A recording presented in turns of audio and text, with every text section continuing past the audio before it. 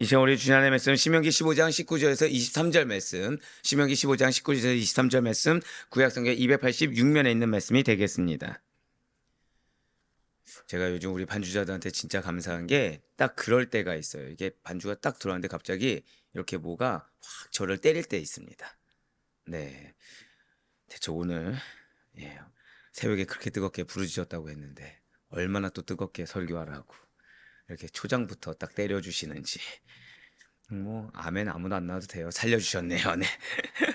자, 아니 오늘 정말 은혜 받으실 거예요. 오늘 저녁에도 그렇고 제가 오늘 저녁에 그 기도하는데 저녁 설교에서 기도하는데 제일 감사했던 거는 뭐 이따 설교 안 나올 겁니다. 미리 말씀드리면 고넬료는 이방인인데 방언했던 자입니다.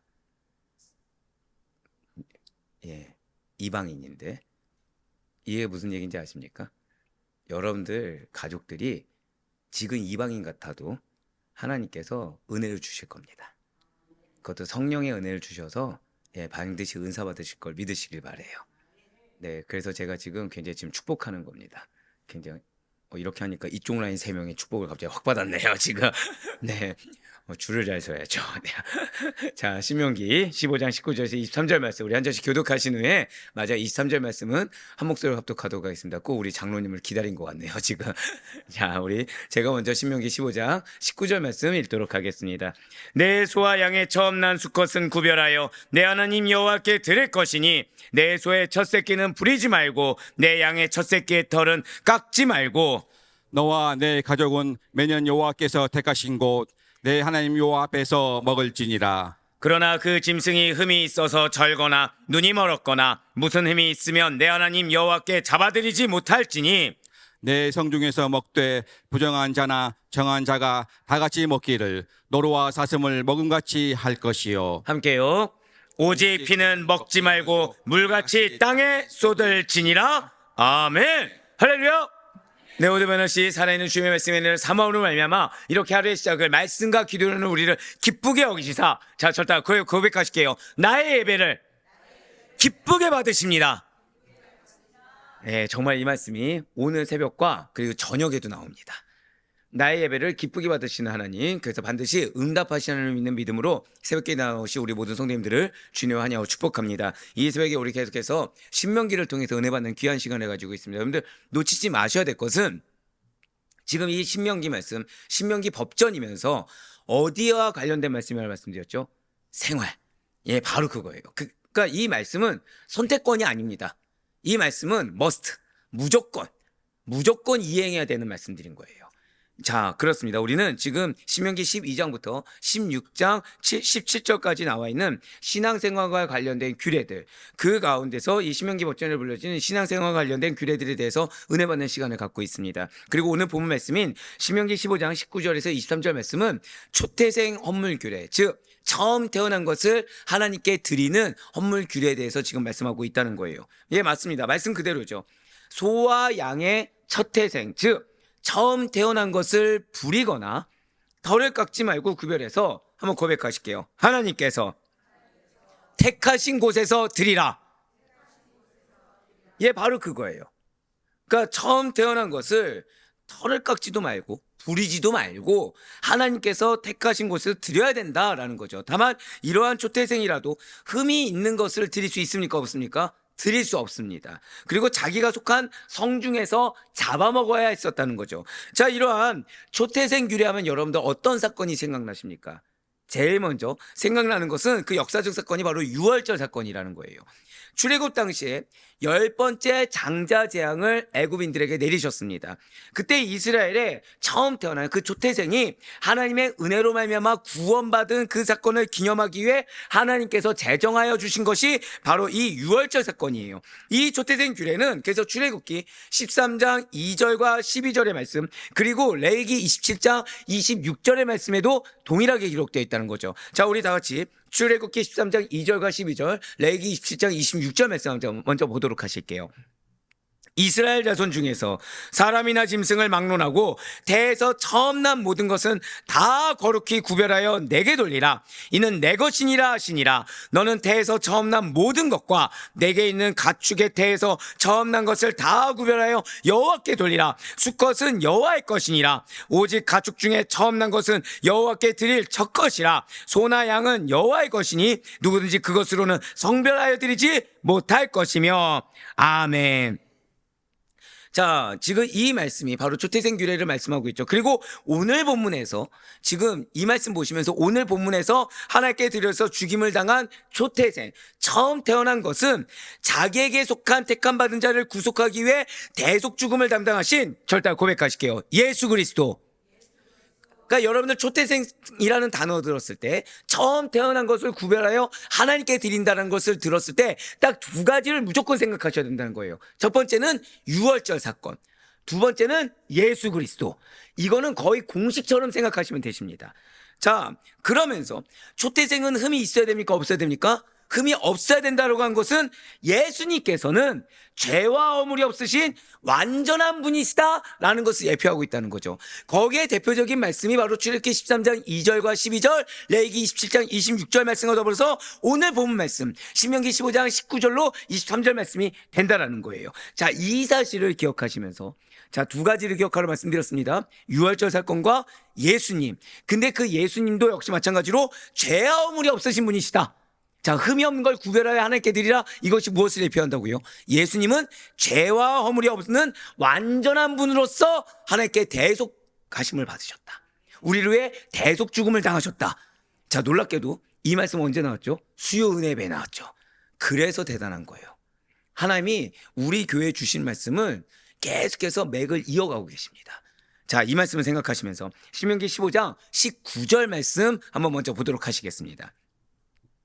내 소와 양의 처음 난 수컷은 구별하여 내 하나님 여호와께 드릴 것이니 내 소의 첫 새끼는 부리지 말고 내 양의 첫 새끼의 털은 깎지 말고. 아멘. 자, 역시 마찬가지로 규례죠, 규례. 어떤 규례입니까? 이스라엘 백성들이 이 소와 양의 처음 태어난 것, 초태생을 하나님께 구별하여 드리는 규례가 지금 기록되어 있는 것입니다. 이 규례는 언뜻 보기로는 앞서 나온 우리 어제 들었던 그 안식년 채무 면제 규례, 히브리종 해방 규례, 어제와 그저께 들었죠. 그 규례와는 좀 무관한 것처럼 보여질 수가 있어요. 하지만 여러분들 이걸 기억하셔야 돼요. 신명기 15장에 기록되어 있는 규례들은 고백하실게요. 출애굽. 그걸 기억하셔야 돼요. 모두 다 출애굽을 통한 이스라엘의 구원을 근거로 한다라는 것에 있어서 공통점이 있습니다. 자, 15장 전체가 무엇과 관련이 있다고요? 출애굽입니다. 출애굽을 통한 이스라엘의 구원을 근거로 한다는 데 대해서 공통점이 있어요. 그러니까 전혀 다른 내용을 지금 기록한 것이 아닙니다. 안식년 채무 면제 규례가 됐든 11조가 되었든 그리고 히브리종 규례가 되었든 다 무엇에 대한 공통점이라고요? 출애굽입니다. 출애굽이요. 15장이에요. 진실로 이스라엘 백성들은 이 초태생을 바치는 규례를 지킴으로 말미암아 하나님의 구원 역사를 항상 기억하며 모든 생명의 주인이 여호와이심을 고백하는 의미를 가진다는 것입니다. 지금 그러면서 붉은색 표현된 분 한번 보시길 바래요. 지금 붉은색 표현된 분을 보시면 수컷의 초태생, 그러니까 처음 난 수컷은 구별해서 모두 다 하나님께 거룩하게 구별하여 드려야 된다. 거룩하게 구별하여 드려야 된다라고 나와 있습니다. 이러한 규정을 이스라엘 백성들이 지켜야 하는 이유가 있다는 거예요. 그것은 하나님께서 애굽의 모든 처음 태어난 것을 치실 때 이스라엘을 구별하여 구원하여 주셨습니다. 그래서 초태생은 모두 다 하나님께 속한 것이 되었기 때문에 고백하실게요. 이미 하나님께 속한 것으로 되었습니다. 그러니까 이미 된 거예요. 이미 된 겁니다. 그래서 규례를 지켜야 되는 것입니다. 즉 우리가 하나님의 말씀을 지켜야 되는 것은 이미 하나님의 은혜의 족속이 되었기 때문인 것입니다. 하나님의 약속의 권속이 이미 된 것이기 때문에 말씀을 지켜야 되는 것이지, 어제 말씀드린 것처럼 우리가 이렇게 하면 줄 것이다, 대가성이 아니라는 거예요. 이미 되었기 때문에 우리는 지켜야 되는 것입니다. 그러므로 먼저 한번 출애굽기 12장 27절부터 30절까지의 말씀을 이어서 보도록 하실게요. 너희는 이르기를 이는 여호와의 유월절 제사라. 여호와께서 애굽 사람에게 재앙을 내리실 때에 애굽에 있는 이스라엘 자손의 집을 넘으사 우리의 집을 구원하셨느니라 하라 하매 백성이 머리 숙여 경배하니라. 이스라엘 자손이 물러가서 그대로 행하되 여호와께서 모세와 아론에게 명령하신 대로 행하니라. 밤중에 여호와께서 애굽 땅에서 모든 처음 난 것 곧 왕위에 앉은 바로의 장자로부터 옥에 갇힌 사람의 장자까지와 가축의 처음 난 것을 다 치심해 그 밤에 바로와 그 모든 신하와 모든 애굽 사람이 일어나고 애굽에 큰 부르짖음이 있었으니 이는 그 나라에 죽임을 당하지 아니한 집이 하나도 없었음이었더라. 아멘. 그렇습니다. 이미 하나님의 구속함의 은총을 받은 이스라엘은 처음 태어난 수컷은 다 하나님께 구별하여 드려야 된다라는 명령을 지키는 것은 너무 당연하다는 거예요. 자, 어제도 말씀드렸죠. 자, 우리가 말씀에 순종하는 것은 당연하다고 말씀드렸습니다. 당연하게 여겨야 되고 무엇부터 마음의 결단과 의지부터 지켜야 된다고 말씀드렸어요. 마찬가지라는 거예요. 분명 이러한 초태생의 수컷은 이게 왜 당연하게 여겨야 된다고 하냐면 이 이스라엘 백성들 그리고 고대 근동 사람들은 이 초태생의 수컷은 굉장히 중요하게 여겼습니다. 왜요? 대를 잇는 종자로서 가장 소중한 것으로 여겨졌다는 거죠. 자, 우리나라만 해도 자, 유교에서 누굴 제일 중요하게 여기죠? 장남입니다. 정확히. 그렇죠? 장남을 정말 중요하게 여기죠. 왜죠? 대를 이어야 된다고. 대를 이어야 된다고. 그러니까 사실 이 문화 자체가 계속해서 이어져 내려오던 문화에 그 영향을 받았다는 거예요. 마찬가지로 이들 역시도 이 초태생의 수컷이 굉장히 중요합니다. 그러니까 수컷을 드려야 됩니까? 아니면은 유지해야 됩니까? 이어야 되는데요. 대를 이어야 되는데요. 이 초태생의 수컷이라는 것은 대를 잇는 종자로서 고백하실게요. 풍요를 상징했다. 무엇을 상징했다고요? 풍요를 상징했어요. 그러니까 굉장히 소중하죠. 굉장히 중요하죠. 근데 하나님 무엇을 요구하는 거예요? 그 풍요를 상징하는 대를 잇는 수컷을 드려야 된다는 거예요. 이러한 초태생 규례가 당시뿐만 아니라 오늘날을 살아가는 우리들에게 중요한 교훈을 주고 있다는 것입니다. 자, 지금 뭐라 말씀드렸어요? 풍요를 상징한다 하니까 좀 의미가 갑자기 달라지죠. 그냥 처음 태어난 거 드리라. 여러분들 어떻게 생각하셨습니까? 그럴 수 있다 여겼습니다. 근데 당시에는 이 대를 잇는 종자로서 무엇을 상징했다고요? 풍요를 상징하는데 그거를 드리라는 거예요. 무엇입니까? 우리 역시도 우리 자신이 가지고 있는 가장 소중한 것을 하나님께 먼저 구별하여 드려야 된다는 영적 의미를 지금 제시하고 있는 겁니다. 자, 죄송하지만 풍요를 누가 주십니까? 하나님이 주시죠. 그러면 지금 내가 생각한 이 풍요로움의 기준이 중요합니까? 하나님이 중요합니까? 이 믿음 없는 자들. 하나님이 중요하죠. 근데 이게 우리의 일상 모습이라는 거예요. 그러니까 분명히 하나님이 나에게 풍요로움을 주실 걸 압니다. 2명만 믿는 줄. 자, 근데 중요한 거는 이걸 드리라고 하면 드리기가 쉽습니까? 어렵습니까? 어렵다는 거예요. 그러니까 머리로는 알고 있어요. 머리로는 하나님 은혜 주십니다. 자, 야매 나와요. 근데 내가 생각하는 지금 뭐 예를 들면 이 투자 자본을 갑자기 하나님께서 헌금을 드려라. 자, 이렇게 되는 겁니다. 이렇게 되는 겁니다. 그래서 이 초태생 규례가 중요한 거예요. 우리 한 번 더 고백하실게요. 가장 소중한 것을 한 번 더요. 가장 내려놓기 힘든 것을 드려야 합니다. 그게 초태생 규례가 주는 의미인 거예요. 결국 그것이 무엇을 상징합니까? 하나님이 가장 소중하시다. 하나님이 모든 풍요의 근원이 되신다. 하며 우리의 인생을 책임지시는 유일하신 분이시다. 그거를 우리에게 지금 제시하고 있다는 것입니다.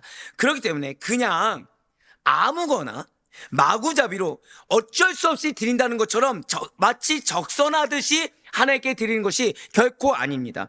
내가 쓸 것을 쓴 다음에 남은 것을 아까워하면서 하나님께 마지못해 드리는 것 역시도 아니라는 거예요.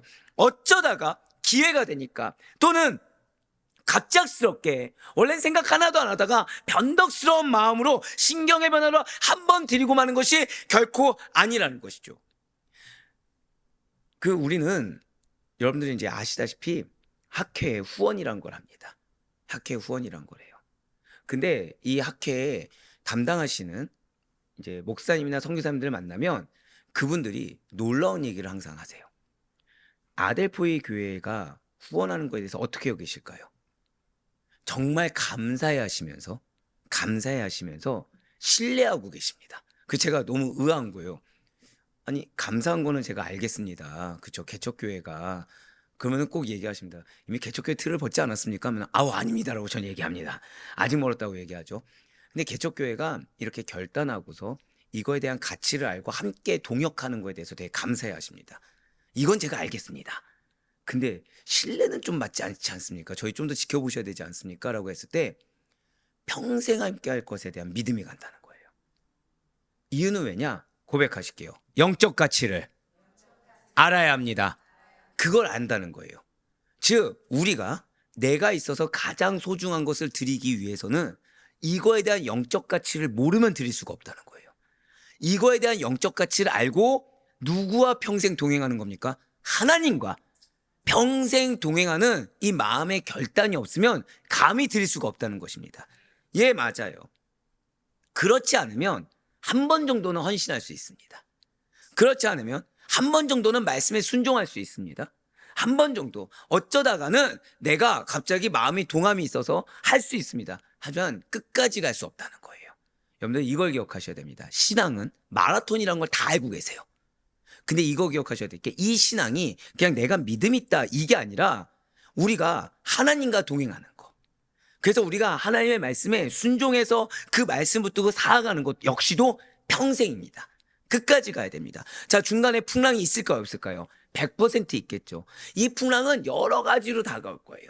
그런데 제가 지난주에 수요 예배에 은혜를 받았던 부분은 바로 그거였어요. 뿌리가 중요합니다. 뿌리가 중요합니다. 풍랑이 얼마나 부느냐, 비바람이 얼마나 치냐, 이게 중요한 게 아니라 고백하실게요. 내가 얼마나 깊게, 이게 중요합니다. 내가 얼마나 깊게 뿌리 내리고 있는가, 얼마나 의심치 않고 있는가. 그러니까 예를 들면은 난 지금 간절한데 기도조차 안 나올 때가 있을 수 있죠. 나는 지금 이 마음을 받았어요. 헌신해야 되는데. 근데 이거 순종하기가 내 손이 너무 연약한 겁니다. 그럴 수가 있겠죠. 근데 이 연약함이나 갈등이나 이걸 보는 것이 아니라 무엇을 보셔야 된다고요? 신앙의 뿌리를 보셔야 됩니다. 그래서 어제 무엇이 말씀하셨죠? 내 입장만 고수하면 갈등이 해결될 수가 없지만 예수가 전부 되면 갈등은 반드시 해결된다는 것이 바로 이어지는 말씀인 거예요. 그렇습니다. 이 영적 가치가 얼마나 중요한지를 알아야 내 입장을 고수하지 않을 수 있습니다. 이 영적 가치가 얼마나 중요한지를 알아야 갈등을 보는 것이 아니라 한 번 더 고백하실게요. 신앙의 뿌리. 신앙의 뿌리를 보게 되는 것입니다. 그렇습니다. 가장 좋은 것을 먼저 구별해야 하나님께 제일 첫 번째로 드리는 거, 이거는 영적 가치를 알아야 드릴 수가 있는 것이고, 그것을 아는 자들만이 하나님과 동행하며 끝까지 고백하실게요. 말씀을 지킬 수 있습니다. 이 고백이 어떤 고백인지 아시죠? 하나님은 모든 지금 전제는 다 뭐예요? 하나님이 여러분들 무엇을 주길 원하신다고요? 축복을 주길 원하시는 거. 결국 말씀을 지키는 것은 하나님의 축복을 내가 받는 지름길이자 첩경이 되는 것입니다. 오늘 본문인 신명기 15장 19절 말씀을 그 생각을 하시면서 다시 한번 더 보도록 하실게요. 지금 붉은색으로 보시면 구별하여 내 하나님 여호와께 드릴 것이니 지금 내 소의 첫 새끼는 부리지 말고 내 양의 첫 새끼의 털은 깎지 말고라고 명령하고 있습니다. 자, 앞에는 이제 알겠어요. 구별을 하나님께 드리는 거, 이것은 당연한 것이고 아무리 풍요를 상징한다고 해도 하나님보다 귀한 것은 아니기 때문에 이미 나는 구원받은 자가 되었고, 한 번 더 고백하실게요. 나는 은혜의 수혜자입니다. 예, 그래서 말씀을 지키고 드는 것이 당연하다는 걸 알겠습니다. 근데 지금 뒤에 말씀이 오늘날하고 비교했을 때 이 말씀이 뭔지 모를 수가 있다는 거죠. 고백하실게요. 실제적인 측면. 바로 그거예요. 지금 이것은 매우 실제적인 측면에서 하나님의 거룩이 무엇인지를 가르쳐 준 것입니다. 자, 소를 부린다라는 것이 무엇이냐면, 이것은 사실 원어로 좀 더 깊이 있게 보실 필요가 있어요. 이건 뭐냐? 소를 들로 내보내는 겁니다. 그래서 이것은 무엇을 상징하냐? 고백하실게요. 경제적인 활동. 예, 뭔지 아시겠죠?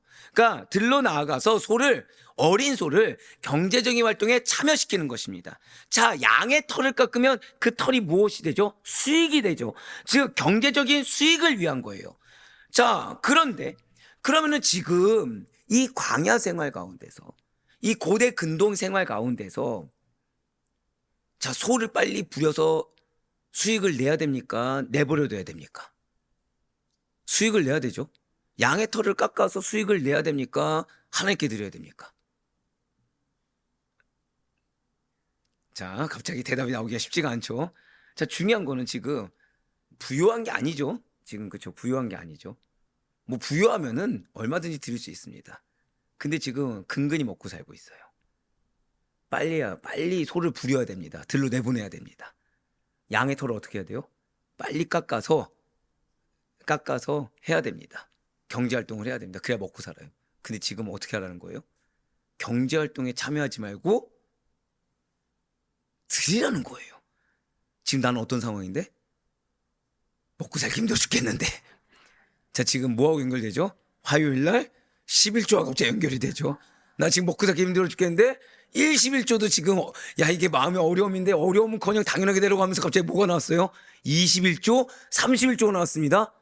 지금 14장 말미부터 15장까지 이어지고 있습니다. 계속 지금 드리라는 거예요. 예, 맞습니다. 인간의 입장에서, 여러분들 이거 기억하셔야 돼요. 인간의 입장에서 너무나 필요해요. 지금 인간의 입장에서 너무 간절합니다. 그것을 지금 하나님께서 금지하신 이유가 있다는 거예요. 그것은 잘 기억하시길 바라요. 하나님의 거룩함을 지키고 배우는 데 있어서, 자, 놓치지 마세요. 하나님의 거룩함입니다. 주님은 은혜가 있어서 나를 채우신다가 아니라 지금 최우선이 무엇이라고요? 하나님의 거룩함을 지키고 배우는 데 있어서 경제적인 희생이라고 할지라도 감수할 수 있어야 된다는 진리를 가르쳐 주고 계신 거예요. 풍요가 중요합니까? 거룩이 중요합니까? 그거를 가르쳐 주고 계신 거예요. 지금 내가 먹고 사는 게 중요합니까? 거룩한 정체성을 지키는 게 중요합니까? 그거를 지금, 그것이 중요하다는 것을 가르쳐 주고 있는 것입니다. 즉 하나님을 섬기는 것과, 즉 섬기기 위해서는 반드시 무엇을 유지해야 된다? 거룩입니다. 맞아요, 거룩이에요. 하나님을 섬기는 것과 돈을 섬기는 것, 인간이 제일 뭐에 연약하죠? 돈에 연약하죠. 돈을 섬기는 것 사이에서 올바른 신앙의 자세가 무엇인지를 실제적인 측면에서 가르쳐주고 있는 말씀인 것입니다. 그렇다면 질문이 나오죠. 그럼 우리가 하나님을 섬기기 위해서 경제적인 희생을 강요당해야 되는 것입니까? 경제적인 희생을 강요당하는 것이 맞습니까? 근데 그게 또 아니라는 거죠. 왜냐하면 이 말씀에서만 끝나면 하나님은 나에게 지금 경제적인 희생을 강요하시는 분 같아요. 즉 나의 여건을 고려하지 않는 것 같습니다. 근데 그것이 아니에요. 이어지는 신명기 15장 20절 말씀을 보셔야 된다는 거예요. 하나님께 구별해드리는 희생은 결국에는, 한번 고백하실게요. 말씀 읽기 전에, 나 자신의 즐거움으로 돌아오게 됩니다. 그것을 알 수가 있다는 것입니다. 그렇습니다. 거룩한 삶이란 손해보거나 희생당하는 삶이 결코 아니에요. 사단은 여러분들의 거룩을 지키고, 그래서 내가 결단하고 희생하고 헌신하는 거가 뭔가 내가 큰 리스크를 감수하는 것처럼 착각하게 만들지만 결코 그것이 아닙니다. 오히려 여러분과 제가 정말 거룩을 추구하면 추구할수록, 하나님 중심, 말씀 중심의 삶을 살아가면 살아갈수록 우리는, 한번 고백하실게요, 하나님의 것으로, 맞아요, 하나님의 것으로 우리가 온전한 기쁨을 누리는 삶으로 귀결된다는 것을 알 수 있고 또 체험할 수가 있다는 것입니다. 그것이 신명기 15장 20절 말씀이에요. 보시겠습니다. 너와 내 가족은 매년 여호와께서 택하신 곳 내 하느님 여호와 앞에서 뭐라고 나와 있습니까? 먹을지니라. 풍요의 상징이에요. 먹고 살기도 힘들어 죽겠어요. 드렸어요. 근데 약속은 뭐예요? 먹겠다는 거예요. 정확히 말씀드릴게요. 먹고도 남는다는 것입니다. 예, 이럴 줄 알았어요. 아까 19절에서 아멘이 잘 안 나오다가 먹고도 남는다는 것에서 크게 아멘 나올 줄 알았습니다. 야, 근데 제가 여기서 이미 이제 시작부터 하나님 여러분들 살아하신다 그랬잖아요. 이걸 질책하시는 것이 아니라 마음껏 선포하라는 거예요. 이럴 줄 알았습니다, 제가.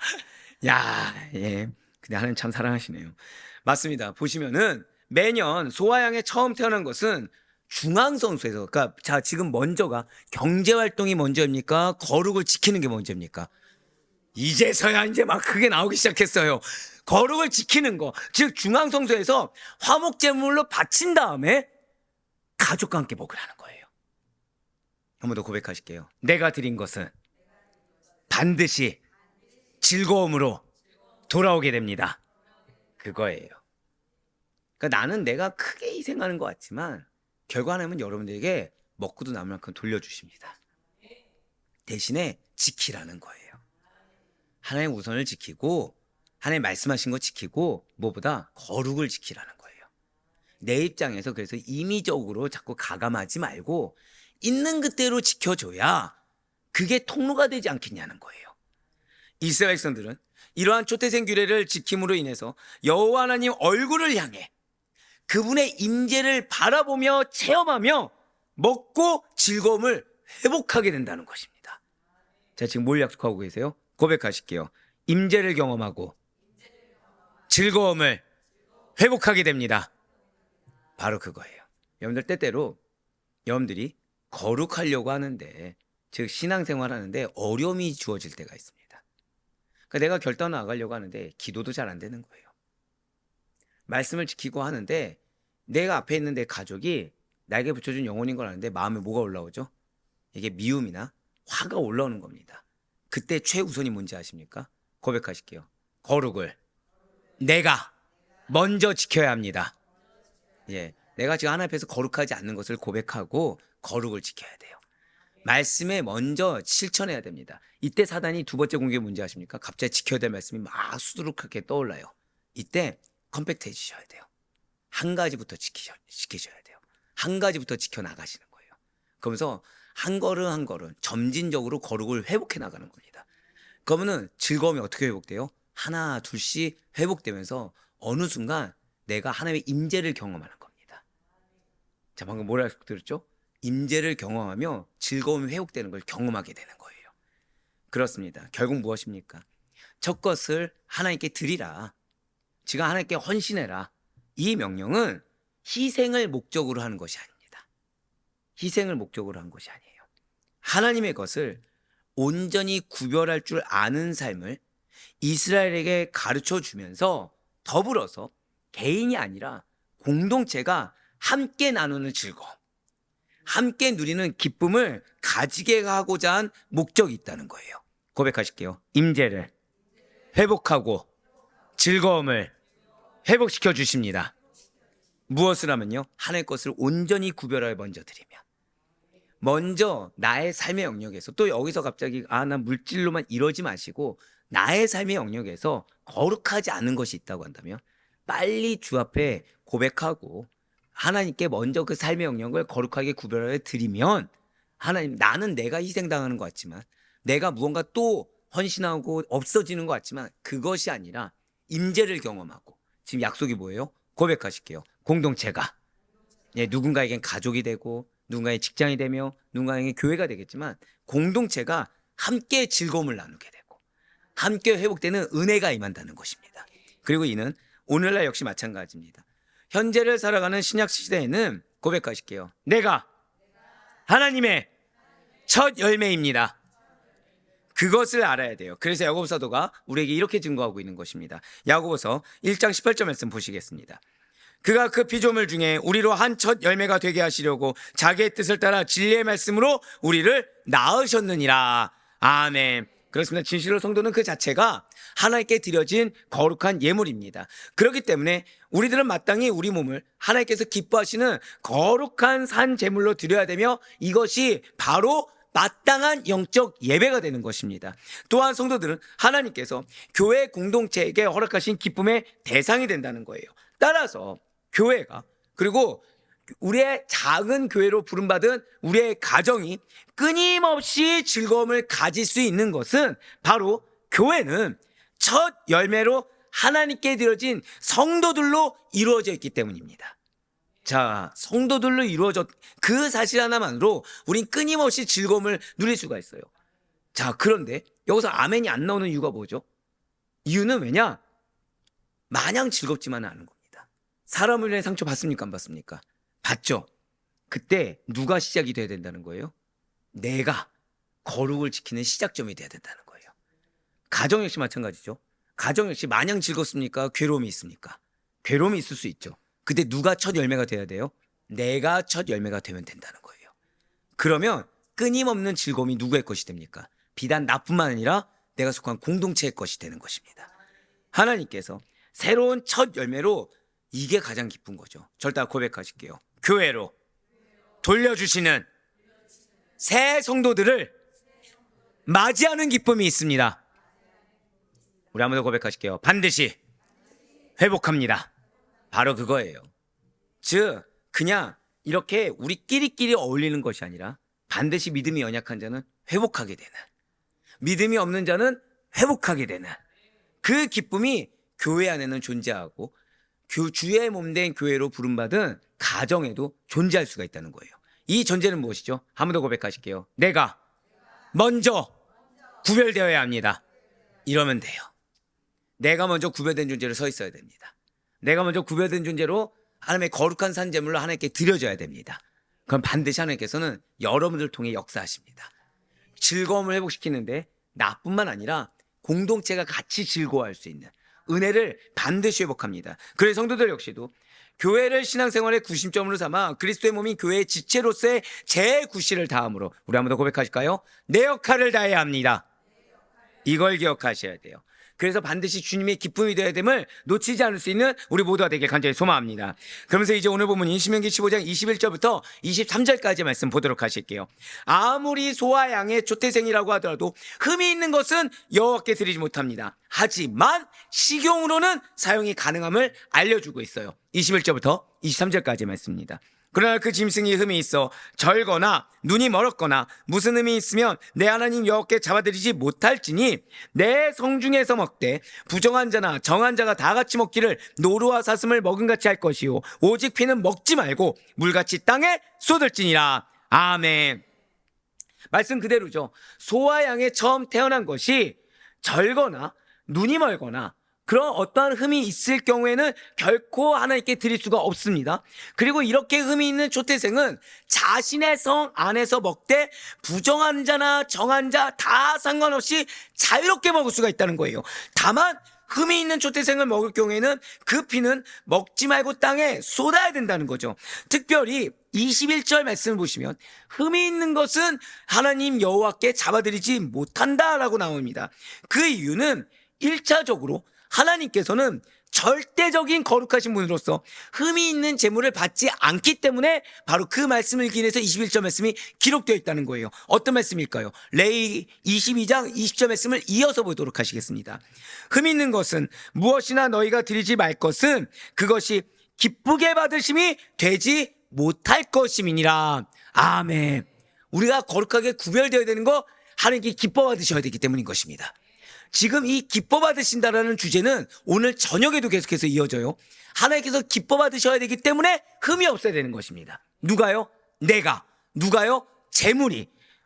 그렇습니다. 거룩하신 하나님께 드릴 때는 아무런 흠이 없는 것으로 드려져야 돼요. 이는 성경이 규정하고 있는 명령입니다. 그리고 흠이 있는 것을 드리면 안 되는 것에 있어서 또 다른 이유가 있다는 거죠. 그것은 하나님께 바쳐진 이 초태생이 예표하는 분은 누구라고요? 예수 그리스도. 그분이 흠이 없는 분이셨기 때문입니다. 그렇습니다. 인류를 죄에서 구속하기 위해 자기 몸을 대속제물로 하나님께 바치신 예수 그리스도께서는 전혀 흠이 없으신 분이셨어요. 완전하신 분이셨습니다. 진실로 예수 그리스도께서는 어떠한 죄나 허물이 전혀 없으셨어요. 특별히 고린도후서 5장 21절의 말씀과 베드로서 1장 19절 2장 22절의 말씀은 이러한 예수 그리스도의 무죄하심을 증거하고 있는 대표적인 성경 구절입니다. 우리 고린도후서와 베드로전서 말씀 같이 보도록 하실게요. 하나님이 죄를 알지도 못하신 이를 우리를 대신하여 죄로 삼으신 것은 우리로 하여금 그 안에서 하나님의 의가 되게 하려 하심이라. 오직 흠없고 점없는 어린 양 같은 그리스도의 보배로운 피로 된 것이니라. 그는 죄를 범하지 아니하시고 그 입에 거짓도 없으시며. 아멘. 이외에도 사실 예수 그리스도의 무죄하심에 대한 증거는, 무죄하신데도 불구하고 대속해 주신 것에 대한 그 증거는 성경에 수도 없이 기록되어 있어요. 바로 이러한 이유로 말미암아 인류를 위한 그분의 대속사요, 구속사요 역시도 완전하다는 것이죠. 즉 여러분들의 구속하심은 완전하다는 거예요. 우리는 연약해지는 것이 당연한 자가 아니라 거룩하게 구별된 것이 당연한 자라는 것입니다. 진실로 예수께서 여러분과 저에게 주신 구원의 본질은 일시적인 최면이나 하룻밤의 꿈과 같은 것이 아니라는 거예요. 우리가 살고 있는 이 세상에는 여러분들에게 순간적인 위로나 일시적인 평안을 주는 것들이 상당히 많습니다. 하지만 예수께서 주신 것은 그러한 일시적인 것이 결코 아니라는 것이죠. 그렇게 일시적이고 순간적으로 끝나는 그러한 계제 것이 결코 아니라는 거예요. 예수님께서 우리에게 주신 구원은, 그리고 우리에게 주고자 하신 은혜라는 것은 영원하고도 완전한 구원이요 은혜인 것입니다. 예수님께서는 흠없는 하나님의 어린 양으로 이 땅 가운데 오시사 단 한 번에 자신 하나님께 온전히 내어드렸습니다. 그분의 피로 말미암아 우리의 모두의 죄가 영원히 사함을 받았고 완전한 구원이 이루어졌어요.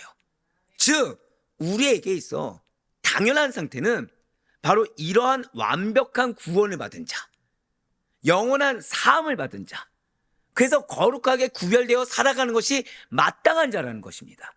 근데 이 마땅함에 하나님은 무엇을 약속하셨어요? 즐거움을 약속하셨어요. 기쁨을 약속해 주셨습니다. 우리에게 희생이나 헌신을 주신 것이 아니라 오히려 차고 넘치는 축복을 약속해 주셨어요. 우리는 그렇기 때문에 더 이상 나의 어떠함을 위해 다른 노력을 할 필요가 없다는 것입니다. 우리의 선행이나 공로, 인간적인 방법으로는 결코 얻을 수 없는 완전한 구원을 예수님께서 이미 우리에게 값없이 허락하셨다는 사실을 우리는 잊지 말아야 돼요. 한 번 더 고백하실게요. 이미 받았습니다. 맞아요. 그러한 특권을 받은 우리가 해야 될 것은 오직 믿음입니다. 오직 예수 그리스도만을 믿는 믿음으로 그 안에 거하는 것입니다. 그래서 흠없는 자에 합당하게 나아가야 되는 것이고 흠없는 자에 합당하게 살아가야 되는 것입니다. 누구라도, 나라도. 왜요? 그런 나라도 거룩하게 구별되어 흠없는 자에 합당하게 서 있다고 한다면 하나님께서 반드시 나로 인해 공동체가 즐거움을 회복하게 하실 것이기 때문인 것입니다. 예수님 안에 거하는 자는 바로 이러한 영원한 생명과 구원의 기쁨, 그리고 하나님께서 늘 항상 동행하시는 즐거움을 누릴 수가 있습니다. 혹시 부족함이 있으십니까? 갈증을 느끼고 계십니까? 영원히 목마르지 않는 예수님께 나아가야 돼요. 어떻게 해요? 거룩하게. 우리는 다른 데서 원인을 찾고자 합니다. 우리는 내 마음이 공고해질 때, 내 마음이 어려워 있을 때, 괴로울 때 우리는 자꾸 무엇 때문인지를 찾아요. 딱 하나 찾으시면 돼요. 내가 거룩하여져야 된다. 내가 거룩하게 구별되어 있어야 된다. 그래서 다른 거 보시면 안 돼요. 지금 나와 하나님과의 관계에서 걸림돌이 무엇인지 이것만 봐야 됩니다. 누구 말 때문도 아니고 어떤 상황 때문도 아닙니다. 이거는 딱 하나예요. 하나님은 나를 거룩하게 구별된 존재로 나를 통해 역사하길 원하시는데, 자, 이거 지금 처음 듣습니까? 계속 듣습니까? 계속해서 듣죠. 나를 통해 역사하길 원하는데 나는 지금 거룩하게 구별된 자로 있는 것이 아니라 그냥 말씀만 아는 자로 있거든요. 지금 방금 뭐라 말씀드렸어요? 말씀만 아는 자로 있거든요. 그래서 하나님은 실제적인 측면에서 적용할 수 있도록 말씀을 주시는 겁니다. 왜요? 이스라엘 백성들이 초태생 규례를 몰라서 안 지켰겠습니까? 몰라서 그들이 그들의 편의를 위해서 환전소를 마련한 것을 악용했겠습니까? 아니에요. 하나님이 말씀을 주지 않아서 문제가 아닙니다. 은혜가 없어서 문제가 아닙니다. 자꾸 나의 유익으로 악용하기 때문입니다. 거룩하게 구별되어서 먼저 드리는 것이 우선인데 지금 나를 안 드리고 결과만 얻으려고 하기 때문에 문제가 발생하는 것입니다. 먼저 드리세요. 먼저 나를 하나님 앞에 거룩하게 구별된 존재로 드리세요.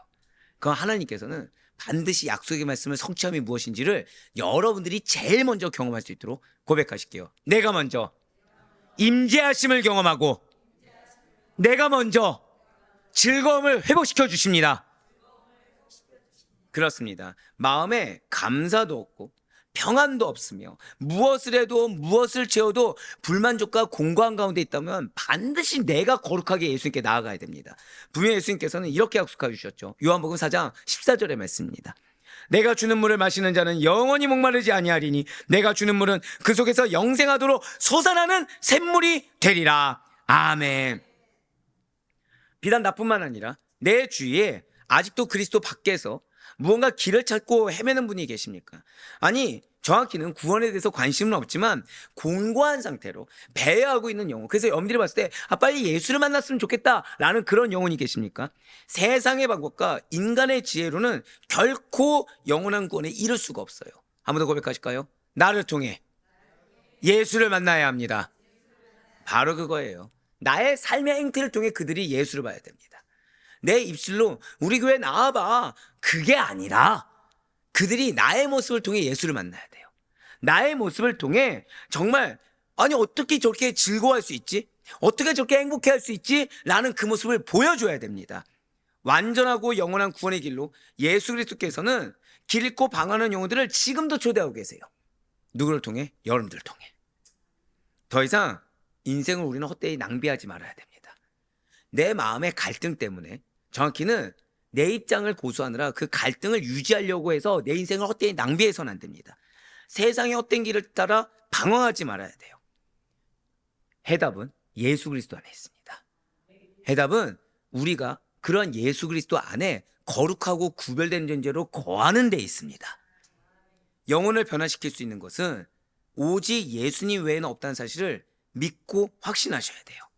우리 모두가 이러한 예수님께로 내가 먼저 거룩하게 구별된 존재로 나와 믿음으로 그 안에 거할 때 우리 모두는 하나님께서 약속하신 이 말씀의 은혜를 누릴 수가 있는 것입니다. 세상이 줄 수 없는 평안 가운데 하나님은 여러분들을 거하게 이미 예배해 두셨어요. 우리 고백하실게요. 이미 평안을 허락하여 주셨습니다. 히브리서 9장 14절 말씀 보도록 하실게요.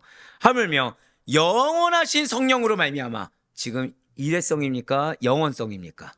영원하신 성령을 말미암아 흠없는 자기를 하나님께 드린 그리스도의 피가 어찌 너희 양심을 죽은 행실에서 깨끗하게 하고 살아계신 하나님을 섬기게 하지 못하겠느냐. 아멘. 살아계십니다. 하나님이 여러분들로 하여금 이미 살아계신 하나님을 섬기게, 즉 그분의 인지하심을 경험하게 하시고 이미 그분을 여러분들로 하여금 그분께 받아들일 수 있도록 이미 성령께서 친히 인도하고 계시며 그러한 자들에게 주시는 즐거움을 이미 주고 계십니다. 왜요? 우리 안에 영원하신 성령님이 계시기 때문에. 진실로 완전하시고 흠이 없는 예수님의 은혜로 말미암아 우리는 구원을 받았고 하나님의 자녀가 되었으며 성령님을 소유하게 되고 약속의 수혜자가 되었습니다. 그러한 저와 여러분은 이미 하나님의 소유요 권속이에요. 앞서 초대생 규례가 오늘날을 살아가고 있는 우리에게 주는 교훈이 뭐라고 말씀드렸습니까? 먼저 내가 생각하는 가장 소중한 부분을 하나님께 구별하여 드려야 된다는 영적 의미를 제시하고 있다고 말씀드렸어요. 자, 이렇게 하나님께서 약속하고 계시는데도 여전히 나의 가장 소중한 부분, 그 영역은 무엇입니까? 뭔지 아는데 일부러 얘기하지 않고 일부러 모른 척하는 그 부분은 과연 어디에 있습니까? 그 무엇도 예수 그리스도보다, 그 무엇도 하나님의 약속보다, 우리가 얻은 구원보다 소중하지 않다는 사실을 절대 잊지 마시길 바래요. 오죽했으면 하나님이 드려라, 그거를 내려놓아라, 그러면 즐거움으로 회복시켜 주겠다, 너뿐만 아니라 너의 공동체를 회복시켜 주겠다고 오죽했으면 약속해 주시겠습니까? 우리 아대표교회 성도 여러분들, 사실 우리들의 삶과 내가 갖고 있는 모든 소유, 그리고 감정, 시간, 재능까지도 다 하나님의 손에서 온 귀한 선물임을 잊지 마시길 바래요. 내 손에 쥐어져 있다고, 내가 계획하고 있다고 해서 다 내 것이라고 착각해서는 결코 안 됩니다. 거듭 말씀드리죠. 말씀을 주실 때는 알고 주시는 겁니다. 이미 기억하고 계시죠? 내 상황 아시고 주신 말씀이라고. 말씀을 주실 때는 이유가 있어서 주시는 겁니다. 근데 우리에게 희생을 강요하기 위해 주신 말씀이 아니라고 오죽했으면 오늘 말씀하셨어요. 나는 지금 희생당한다고, 희생하고 있다고 여기지만 희생이 아니라고 말씀하셨습니다. 왜 주신다고요? 우리 마저 선포하실게요. 나에게 즐거움을 주길 원하십니다. 예수를 믿는데 전전긍긍 믿는 것이 아니라 정말 즐거워하는 신앙생활이 무엇인지 경험하기 위해서 지금 명령을 주신 거지, 내가 지레짐작해서 내 영역을 남겨두라고 주신 말씀이 아니라는 거예요. 하나님께서는 우리에게 맡기신 것들 중에는 반드시 구별하여 하나님께 드려야 할 몫이 있습니다. 항상 드리는 말씀이 있죠. 내가 하고 싶은 것이 아니라, 내가 드리고 싶은 것이 아니라 내가 해야 할 것, 내가 드려야만 할 것을 드려야 되는 거예요. 그래서 왜요? 하나님께서 원하시는 몫이기 때문에, 그걸 정해놓으셨기 때문에. 초태생 규례가 이거 알려주는 겁니다. 여러분들, 사실 이 초태생 규례는 그래서 중요한 거예요. 오늘날을 살아가는 우리들이 피할 수 없는 말씀을 선포하는 영적 의미를 담은 말씀이 바로 이 초태생 규례입니다. 하나님의 것을 구별하여 드리는 신앙, 그것이야말로 하나님의 주권을 인정하고 그분을 삶의 주인으로 보시는 참된 믿음의 모습이고, 그것이야말로 하나님께 인정받는 증거가 되는 것입니다. 이렇게 구별하여 드릴 줄 아는 자들이 은혜가 은혜인 줄 알고 기회가 기회인 줄 알며 차고 넘치도록 부어주시는 기쁨 가득한, 즐거움 가득한 주의 은혜를 경험하게 되는 것입니다. 그래, 바로 오늘 이 시간 우리들의 마음과 삶 속에서 지금 내가 일부러 애매모호하게 덮고 있는 영역은 무엇인지, 일부러 내가 모른 척하면서 덮고 있는 영역은 무엇인지, 일부러 내가 그렇게 되면 큰일 날 것 같아서 이미 결정지어버리고 나서 치부해버린 영역은 무엇인지 다시 한 번 더 돌아보셔야 돼요. 계속해서 말씀드리죠. 알고 말씀 주시는 겁니다. 지금 더 이상 모른 척하거나 회피해서도 안 되고, 더 이상 내 자존심 때문에, 내 마음의 어떠함 때문에, 내 욕심 때문에 지가 하나님은 그걸 들어야 거룩하게 구별된 거야 라고 하시는데도 계속 닫아놔서는 안 돼요. 솔직하게 인정해서 모든 것을 아시사 기다리고 계신 하나님께 아낌없이 반드시 확신함으로 기쁨으로 정성껏 구별하여 올려드리는 참되고 사람이 아니라 하나님께서 인정하시고 하나님께서 기뻐 받으시는 믿음의 권속들이 다 되시길 간절히 소망합니다. 그래야 바라옵거나 얻기는, 사실은 오늘 저녁에도 동일한 주제가 몇 가지가 들어가 있어요. 저는 그런데 그 말씀이 오늘 저녁에 선포가 안 되길 바라고 있습니다. 이 말씀이 뭐죠? 그 말씀 선포 왜 할까요? 안 하니까 하겠죠. 근데 제가 안 한다는 건 뭐예요? 이미 행하셨으니까 안 해도 되는 거겠죠. 한 명 아멘 나왔네요. 한 명. 괜찮습니다. 저녁에는 모두 다 이 말씀을 안 듣길 바래요. 그거 아니어도 고넬료는 할 말이 많습니다. 그거 아니어도 고넬료는 차고 넘칩니다. 그러니 바라옵거나 얻기는 이렇게 하나님께서 나에게 주신 이 말씀, 그 말씀을 온전히 받아들여서 내가 소중하다고, 내가 이미 치부해버리고 내가 닫아버리고 모호하게 덮어버린 그것을 하나님께 그냥 인정하고 후련하게 드리는 그 삶을 통해 우리들이 거하는 그 곳곳마다 하나님께서 이미 내려주고 계시는 은혜와 축복이, 그 즐거움이 차고 넘치도록, 나뿐만 아니라 누구에게까지요? 내 가족과 공동체까지만은 그 모든 것을 경험해 나갈 수 있는 우리 모두가 되기를 주님의 이름으로 간절히 축원합니다.